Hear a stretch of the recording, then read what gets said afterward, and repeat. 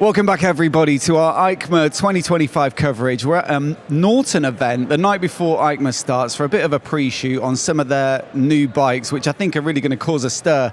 In this video, we're going to look at their new Atlas adventure bike, which is right here behind me. I think it's fair to say it's Norton's first ever adventure bike. And so can they really make a good go of it on their first try? Well, in this video, we'll go through all the specs and details to find out. So look, let's talk about the engine first. It's a parallel twin. They're being a little bit vague on the specs at this stage. I think this bike is still somewhat in development. And so they say it'll be somewhere near 600cc, but they do confirm it'll get a 270-degree firing interval. So it'll have that nice V-twin-S sound. But as for power, torque, and those sorts of figures, well, that stuff is still TBC, and I don't think we'll find out anytime particularly soon. You'd imagine being a 600 parallel twin, you're looking at 60 or 70 horsepower perhaps. Probably similar-ish figures for peak torque as well, 50 to 60 newton meters. And so it puts it firmly in the sort of middleweight category, mid-capacity. And so it kind of ends up, I guess, between some of the major adventure bike markets. We've got lots of bikes now between 400 and 500 with stuff like the Himalayan, the new F450 GS, Aprilia expected to launch a Touareg 457. But then also you've got that bigger end of the range, like the Honda Transalp, the Tenere 700 from Yamaha, of course, even to some extent the Versys 650. And so yeah, this is in a bit of a market of one. I do believe, though, Norton are aiming for a little bit of a unique position on the market with a product that is sort of luxurious, or they position it as a luxury product. And so maybe that'll suit them right down to the ground. Now, before we get onto the chassis spec, a massive thanks to Kalamoto for supporting our EICMA coverage and making this trip possible. Kalamoto, of course, is a brilliant motorcycle-specific navigation app that uses their own in-house dedicated moto algorithm. And so instead of riding, the boring straight roads, it actually seeks out the best twisties for the best possible motorcycle routes. Now look, I've got a golden ticket. I've got 25 of these, actually, that I'm giving out at EICMA. So if you are at the show and you see me, come and see if I've got any left. And this will get you a 12-month free membership for Kalamoto. For the rest of you watching back home, well, we've got a 10% discount on their premium membership. So you can find out about that down in the description below. And once again, a huge thanks to Kalamoto for their support. And let's have a look at how this chassis is kind of set up. Now, as is often the case with adventure bikes, we've got two versions of the Norton Atlas. One is called the GT with the cast wheels, whereas this one, just called the Atlas, has the tubeless spoke rims, so a little bit more robust, let's say, and therefore more appropriate for off-road riding. On this one, we have got a 19-incher at the front, a 17-incher at the rear, and so a little bit of off-road bias, but that kind of balance between on and off-road. Suspension is from KYB, and I believe it's fully adjustable as well, so another sign that this is a slightly more premium product than perhaps some of the, a little bit smaller capacity bikes. And then braking is from Bybre with a radially mounted 4-pot caliper up front, and that's twin discs as well. So again, another thing that kind of separates it. A lot of the bikes that are 500 and below just get a single disc, and so it looks pretty well spec'd, I'd say. No specifics on weight and ground clearance and suspension travel and stuff like that, so I'll have to wait for that stuff, but it gives you a rough idea of how this bike might kind of ride. As for the ergonomics, well, again, the seat height is TBC, but it feels kind of roughly around that typical adventure bike, 830 to 840 kind of height. Fairly comfortable for someone of my height at 5'9" or 175 centimeters. Bars, very upright, very wide. Definitely has a bit of potential for standing up. And then we've got chunky foot pegs with removable rubbers, so definitely fit in that sort of adventure formula. It's a nice cockpit. We've got some hand guards for a little bit of wind protection on the hands. They've got the indicators integrated into the front there as well, so maybe not ideal for robustness, but it certainly looks clean. A bit of a windscreen as well. Doesn't look to be adjustable, but I guess that could change by production.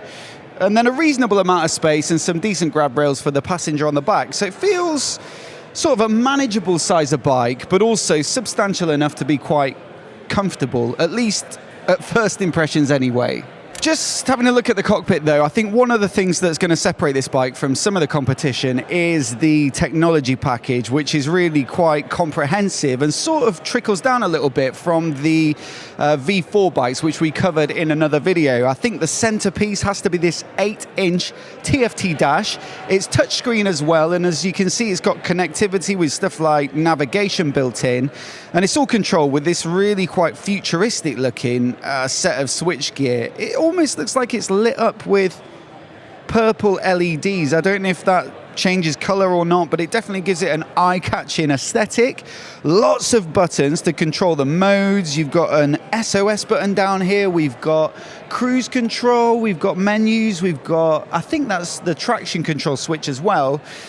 Heated grips on this particular bike, and they also confirm that it'll get an inertial measurement unit for lean sensitive rider aids, so cornering TC, cornering ABS, and they also said the TC, for example, probably the ABS as well, will be switchable, so that if you do want to get a bit of a slide on, if you are thinking about taking this bike off-road, then that should be possible. It's really interesting to see just how much they put into it. There's a quick shifter as well. You can see the graphic design of the dash here is, well, it's got a bit of pizzazz to it as well. So I think, again, this is one area that I think will help to make this bike feel worth that little bit of extra cash, perhaps versus some of the more budget-friendly competition. Now, we've got to have a word about the styling on this bike, because it really is quite different to look at versus what we're used to seeing on the adventure bike market.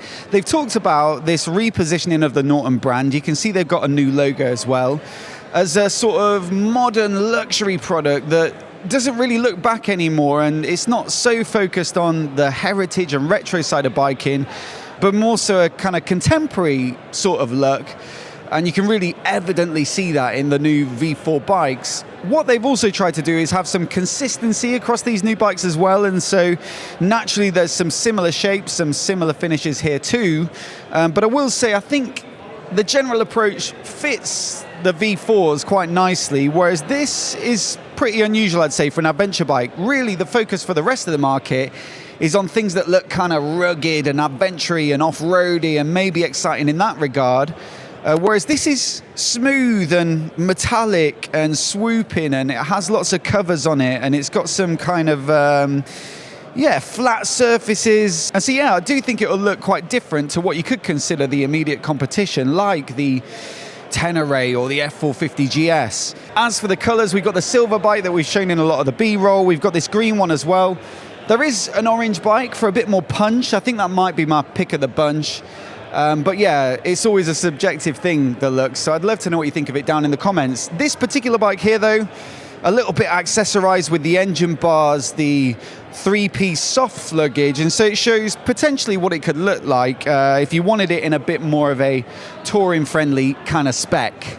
Price-wise, well, again, unfortunately, it's TBC, but it's clearly going to be a little bit above, you know, your very budget-friendly adventure bikes like the Himalayan 450 and stuff like that.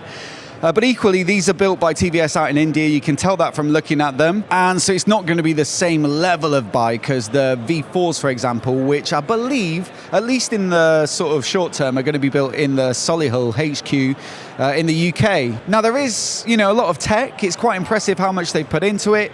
But then again, some of the performance stuff is still unknown, and so it's kind of difficult to know where to price it. But you'd imagine they'd be wanting to get this well under 10 grand to make it competitive, like I say, with some of the more, well, the higher capacity options, which are just going to give you a little bit of extra bang for your buck. Anyway, my friends, that is a whistle-stop tour of the new Norton Atlas. I hope you've enjoyed this video. Do let us know what you think of it down in the comments below. And I'll also put a playlist on the screen now that's going to have all of our content from this EICMA 2025, all of the best bikes that we can find. So do give it a click if you're worried that you've missed anything. Of course, as well, if you're not already subscribed, then please do hit subscribe to see all of the bikes that we're covering over the next few days. A massive thanks for watching this one, and we'll see you in the next video, which hopefully will be with you very soon.